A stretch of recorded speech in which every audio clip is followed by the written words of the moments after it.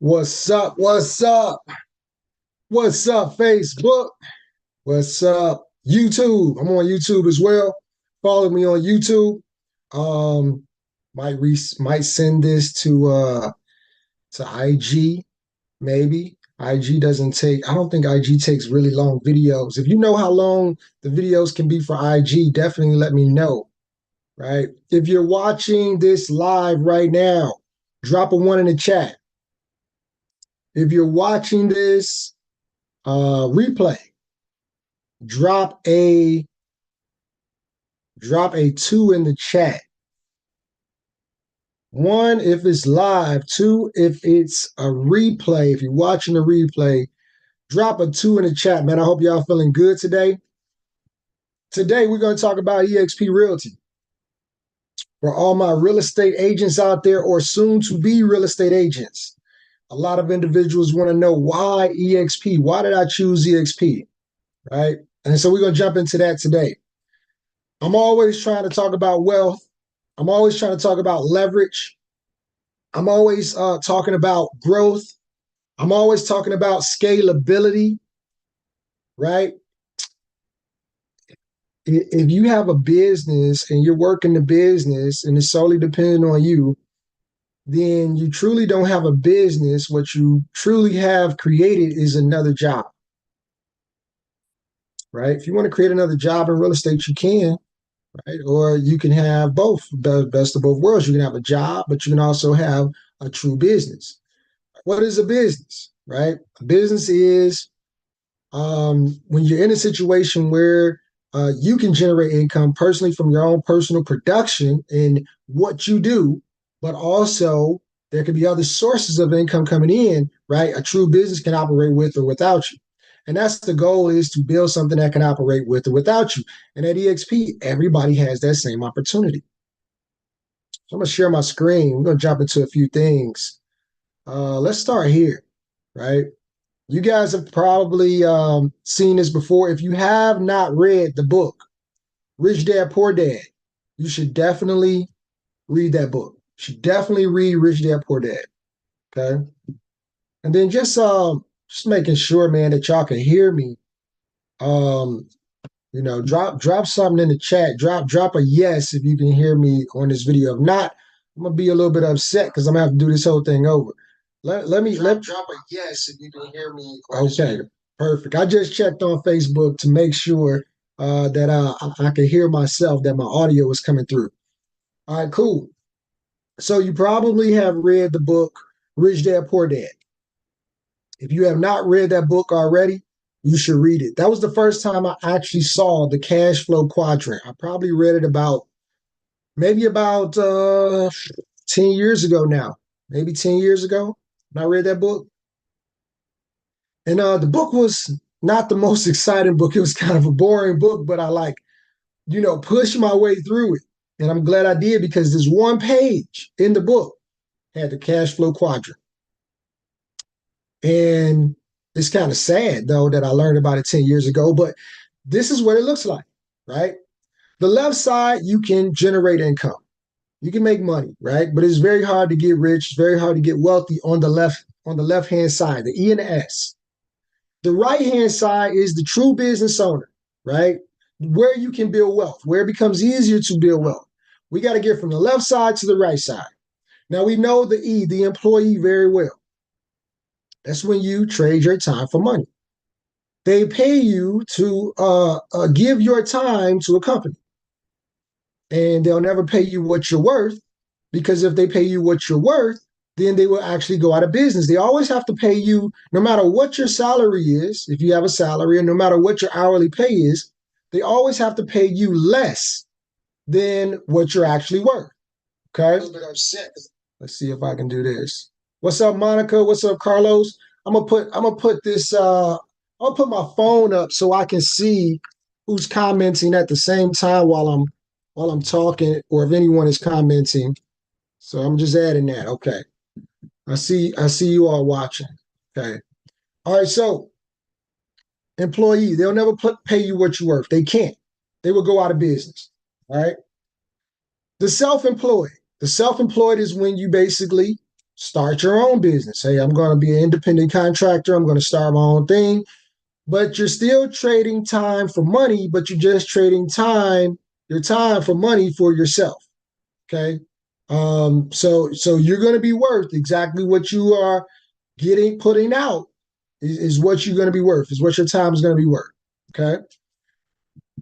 And I'm not telling anyone to quit their job and go just be self-employed or go straight to a business owner, but I will say you should at least do both, right? You should definitely do both. Now let's look at the B category, the business owner. The true business owner is when there's other individuals as a collaboration, right? You can build and develop something that can generate income for you, okay? And then when you look at the investor, is when your money can go make money for you as well, okay? So when an individual becomes a real estate agent, what they're doing is no matter if they have an LLC, they have an S corp, or whatever they establish or organize or incorporate themselves as, right? I have a lot of realtors set up their LLCs. But at the end of the day, when you become a real estate agent, you become self-employed, where you trade your time for money, where if you sell a house, then you get paid. If you don't sell a house, you don't get paid. You're working with buyers, you're working with sellers, right? All right. That's how most brokerages are set up, where all realtors are self-employed. But it's not really set up for you to become a true business owner. All right. Let's go. Let's go. Drop some fire in the chat if you're getting some value so far. Okay. Now, look, the true business owner is why a lot of times you'll see real estate agents become managing brokers to become true business owners, right? Because then they can leverage their license of being a managing broker. They can leverage their time. They can leverage their knowledge. They can leverage their experience, right, to actually have an office of other agents so that they can start generating some passive and residual income. I have my managing broker's license as well. Okay. And then you have the investor. Now, this right side is where you build wealth, where you want to build wealth. Okay. Then you have the investor is when now you've generated some income and now you put your little soldiers or little green soldiers money and you give your money an assignment and you take your money to go work for you. All right. That's leverage. You want to be on that right side of the quadrant, right? I think when I put up my right, this flips. So it's like my right looks like my left, but all right. So I know my right from left, guys. All right. it's the mirror, right? The mirror image. Okay. So typically when you become a real estate agent, you don't really think about retirement. You don't really think about, hey, what am I going to do when I hit a certain age? Or what am I going to do when I get tired of selling homes? Or what am I going to do if I get sick? Or what am I going to do if, I don't have the time that I used to have, etc. What am I going to do if there's another pandemic and another COVID and for my health reasons, I don't want to be around people because this is a people business. Do you have a backup? Okay. And that's what eXp gives us. It gives us a backup. All right. Typically, when we come into real estate, like I said, we're not thinking about retirement. But another thing is, when you do think about retirement as a real estate agent, what is the retirement plan? Typically, it's five ways to retire out of real estate. I know some people are saying, "I never retire out of real estate." I mean, I'm not either. It's a great business. Why would I retire out of real estate? It's a great business, right? But is the goal to have to keep working for the rest of my life? I want to be able to do real estate for fun. I want to enjoy what I love, right? And not turn it into a job. Okay. In the beginning, it's going to be a job. All right. But when it comes to retirement as a real estate agent, what does it typically look like? I'm not talking about everybody's situation. I'm talking about the average, typical situation when it comes to retirement. Number one, you sell a lot of homes. Number two, you become an investor. You do some buy and hold, right? Number three, you do some fix and flip. Okay. Number four, you start a team. You start your own real estate team, which is like a little mini version of becoming a managing broker. Right? It's like the step before that, right? And then number five, you become the managing broker. So those are typically the 5 ways that realtors look to retire. I can tell you right now, all of those things take time, effort, energy, money, etc., and they can be very difficult to do. Now, can it be done? Yes, absolutely, right? But eXp gives us 7 ways. It gives us those 5, but it also gives us stock equity in the company, meaning we are not just regular real estate agents. We can actually be partners or part owners of the company because we receive stock equity in the company, right? Value, okay? And then that's the 6th. And then the 7th is revenue share, okay? Now, what is revenue share? Right? A lot of people don't really know what revenue share is, and sometimes they get mixed up or confused or have the wrong idea of what it looks like. Some people are against the model, the eXp model, and it's not for everyone, and that's okay, right? But what is eXp to me when it comes to the revenue share? What kind of idea do I have around that?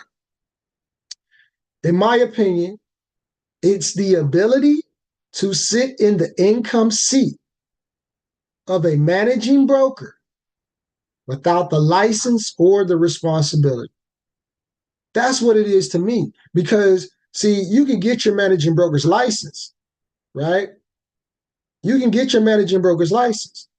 You can start your own office. You can purchase the location or lease the location. You can make sure everyone has their E&O insurance, websites, etc. You can start coaching, training, etc. But what if you could be a regular agent, no managing broker's license, come into a company like eXp, fastest independent growing brokerage in the world, right? In all 50 states and probably about 30 countries, right? A company that's already built out that has all those systems in place.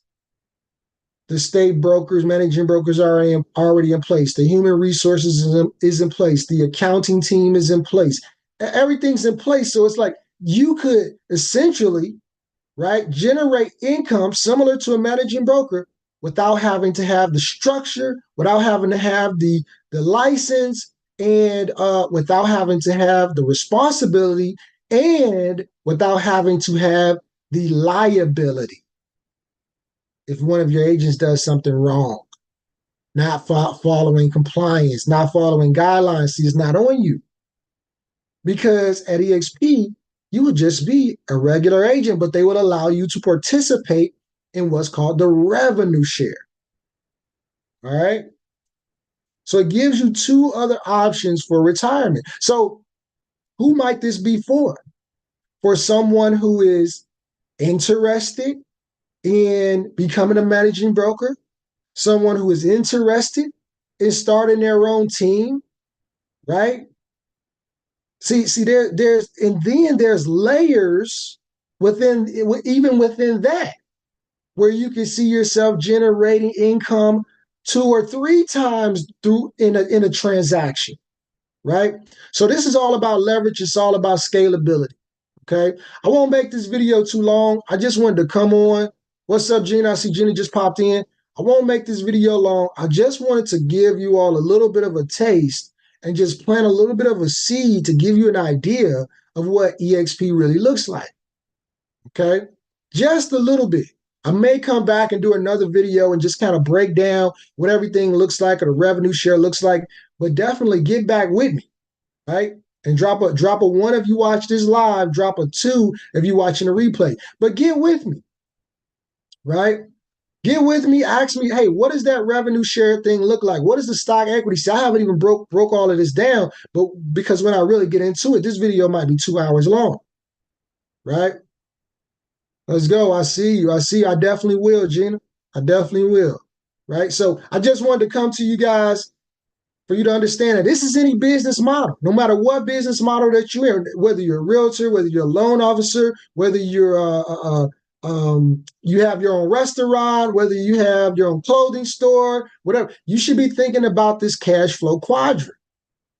And what does the end game of my business look like? What does the long-term, trajectory, right? What does that look like for my business? Is there an exit strategy? Are you the employee? Are you self-employed? Are you a true business owner? And are you an investor? You know, one thing from this conversation is that you can get rich as self-employed. It's possible, but it's easier to get rich. It's easier to build wealth. Why do we want to get rich? Why do we want to build wealth? To be more comfortable, to focus more on our health, to focus more on the things that we enjoy on the short time that we have on this planet, on this earth, right? We really need to be on the right side of this quadrant in the B and the I. All right, guys. So with that being said, I'm going to jump off and definitely get back with me. Hope y'all have a great day. I hope y'all got some value out of this. And if you're interested in eXp or anything that I do, right? Business loans, setting up your LLC, building business credit, business debt help for businesses that got in the jams. You're a buyer. If you're a seller, you want to buy property, right? You want to buy property in your personal name. You want to buy property in your business name. Like, we can help you with that, right? So definitely get back with me. Hey, follow me on all my social media. You'll see this video on YouTube. You'll find all my social media on www.coachaziz.info, right? You'll find some more information there.